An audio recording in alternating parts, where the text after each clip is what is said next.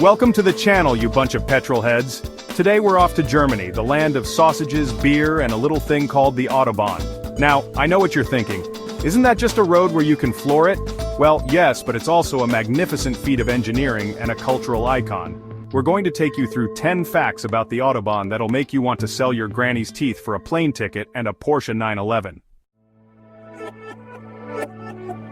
The Autobahn is legendary for its unrestricted sections. Imagine just you, a straight road and the speedometer needle climbing.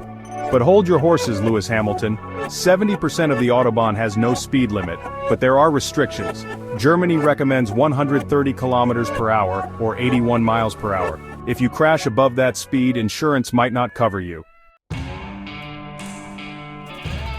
Some of you younger viewers might think Hitler invented the Autobahn. Bless your cotton socks. The truth is, the first Autobahn-style road predates that by a good decade. We're talking 1932, but it gets even better. Back in 1921, they built a thing called the Avus in Berlin, the world's first proper car-only highway. They even held races on it. Imagine that. A time when highways were new and exciting, not just concrete jungles filled with caravans and people driving Priuses. Those were the days, my friends. So you've rented your top-of-the-range BMW, you're itching to unleash those German horses, and then you see it, a sign for unrestricted speed. Heaven! But hold on, sunshine, there are rules. Overtaking on the right? Forget it. Running out of fuel? Get ready to cough up some serious euros. Driving recklessly? See you in court. Germany gives you the freedom to drive fast, but they expect you to do it with common sense. Now let's talk about the Autobahn itself. This isn't your average pothole-ridden excuse for a road. We're talking about engineering excellence here. The asphalt, thicker than a double helping of Black Forest Gâteau. Curves, designed for warp speed without ending up in a ditch. And those wonderfully wide shoulders. It's like they designed it for high-speed driving, which, let's be honest, they did. It's German efficiency at its finest. They build monuments to speed.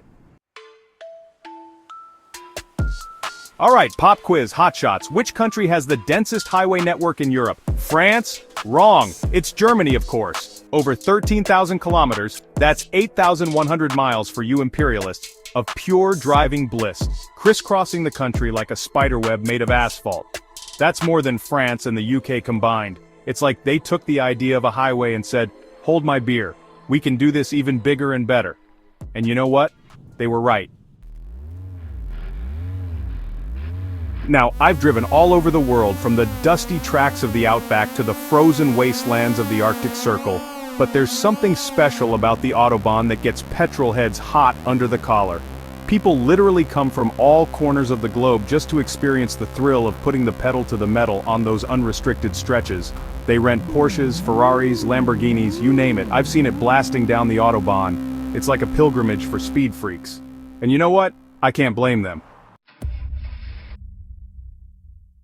Now you might think that with all this high-speed driving, getting a driver's license in Germany is like a walk in the park. Think again. These guys don't mess about when it comes to driver training. We're talking thousands of euros, months of lessons, and a tough exam. Night driving, highway driving, emergency braking, the lot. They even make you drive in the rain. By the time you've passed, you could drive to the moon and back. So, you think you can just ignore the recommended speed limit and turn the Autobahn into your own personal racetrack?